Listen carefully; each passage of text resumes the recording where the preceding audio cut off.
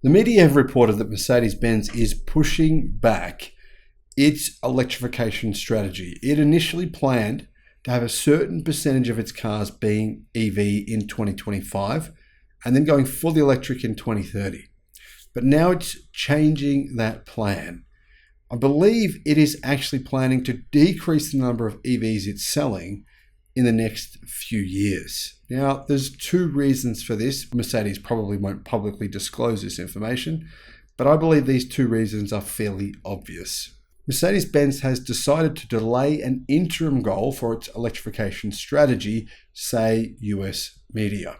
Hello, my friends. Welcome to the channel. I'm the Electric Viking. Great to see you. Thank you for tuning in. My name's Sam Evans. Hey, welcome to all of the new subscribers. We've done more than 3,000 videos, mostly about EVs, electrification, battery technology, and renewable energy over the past 24 months. And it's been awesome to have you all on this journey. Things are only going to get better and more exciting as this incredible disruption continues. Nearly 2 years ago, Mercedes stated it was looking to have its electric cars and plug-in hybrids account for half of the company's sales by 2025. However, the vast majority of its current production are actually plug-in hybrids and not fully electric cars. Very confusing. There's quite a number of EV websites, in particular encouraged by one website, that have misrepresented Mercedes's electric vehicle sales. They've done this by saying EV sales for Mercedes are X, when actually they're not really EV sales. They're a combination of plug-in hybrids and EVs. So it's given people the impression that Mercedes is selling more EVs than it actually is. Now, don't get me wrong, a plug-in hybrid is certainly fine as a car, not as good as an EV, clearly. But here, the issue for Mercedes is that incentives have stopped in Germany for plug-in hybrids. The key driver for this was studies that came out revealing that almost no one in Europe actually uses plug-in hybrids as an EV. The purpose of a plug-in hybrid is to give you the range so that most of your trips, say 9 out of 10 trips, you'll use the battery only. But because most of them are company cars, apparently that's the case, that means most of them aren't actually being used as EVs. So they're actually polluting more than non-plug-in hybrids, meaning plug-in hybrids pollute more in Europe than gasoline and diesel-powered cars. That's apparently a fact. I've shared information on why that is, and I didn't make that up. It comes from external organizations. The reason is because you're just carrying a battery. So you're just carrying around an extra motor to power the EV, plus the extra battery pack and all the wiring, all the other stuff that's involved with having your car have that ability. So basically, you can see why those cars would emit more, because you're carrying around an extra 500 pounds of weight, probably more than that, maybe more, maybe 600, 700 pounds of weight, and generally not using it. So therefore, that means that subsidies for plug-in hybrids have started to go down across Europe. Therefore, Mercedes-Benz is seeing less demand for their relatively expensive plug-in hybrids. Mercedes said, as of today, the middle of the decade means 2026. Mercedes CEO Ola Källenius reportedly said during the company's annual general meeting that the company would change its EV strategy. The CEO's comments were related in a report from the German publication Handelsblatt. This decision comes in light of sales figures for plug-in hybrids and EVs, which were reportedly not meeting expectations. Now, keep in mind that a significant percentage of the EVs that Mercedes sells are not specifically EVs. They're not built on an EV platform. For example, the Mercedes EQA. A lot of people are shocked to learn this. A lot of owners don't even know this. It's not an EV platform. That's why there's a transmission tunnel in the car. It actually has a tunnel in the car. You can see it. You've got to, if you sit in the back of the car, you can't put your feet in that spot, of course, because that's where the hump is. But there's no transmission. So some of Mercedes' more affordable EVs haven't really sold that well because most people are aware that they're paying more for a car that is probably not as good as some other vehicles, say a Hyundai Ioniq 5, Kia EV6, Tesla Model Y, which are clearly ground up EVs, therefore much more efficient, longer range, and they're cheaper. So you can really see why those cars aren't selling particularly well for Mercedes. Mercedes adopted an electric-only strategy in July 2021, which was a smart move, and I've praised that numerous times. They plan on being EV only by 2030.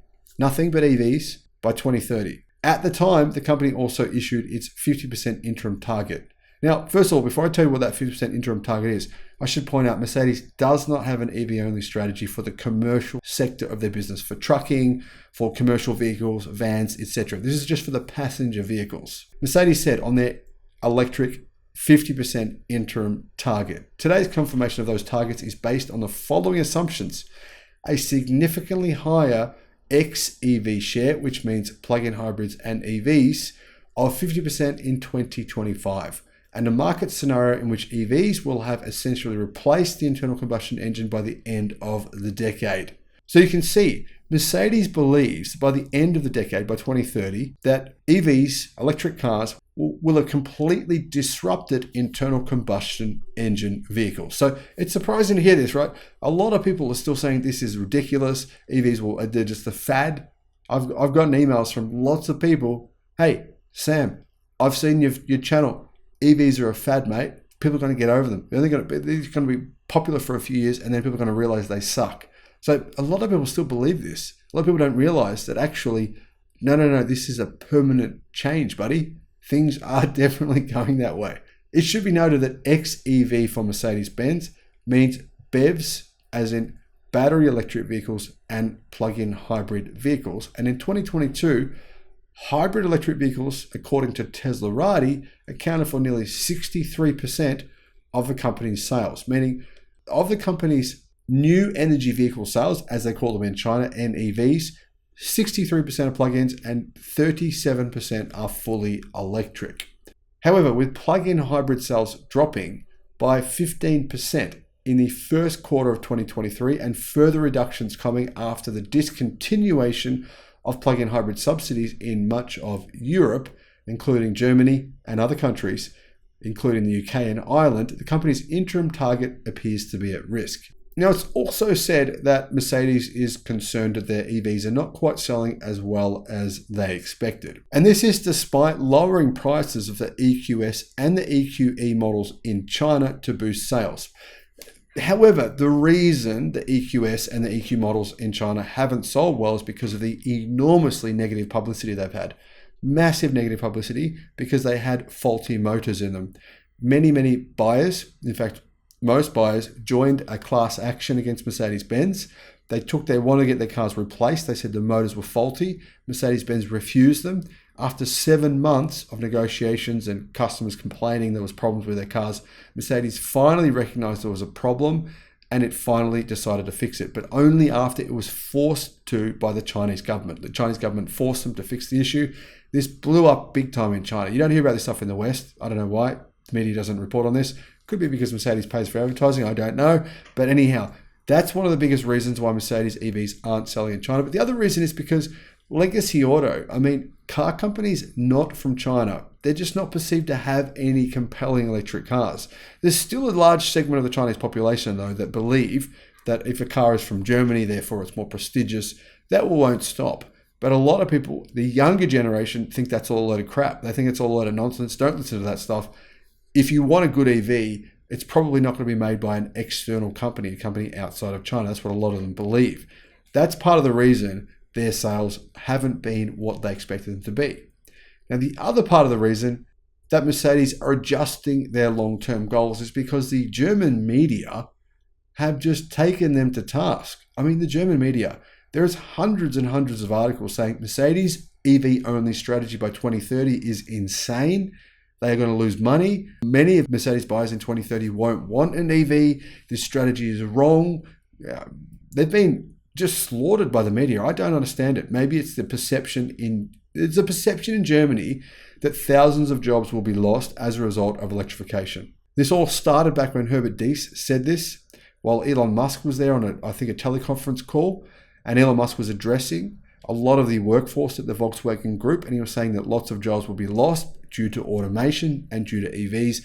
Then the unions got involved, basically ended up getting Herbert Diess fired, and then a perception came about that EVs were bad for Germany because China was bringing lots of them to Europe, and also that EVs would result in hundreds of thousands of lost jobs. There was front page news, hundreds of thousands of jobs will be lost in Germany as a result of electrification.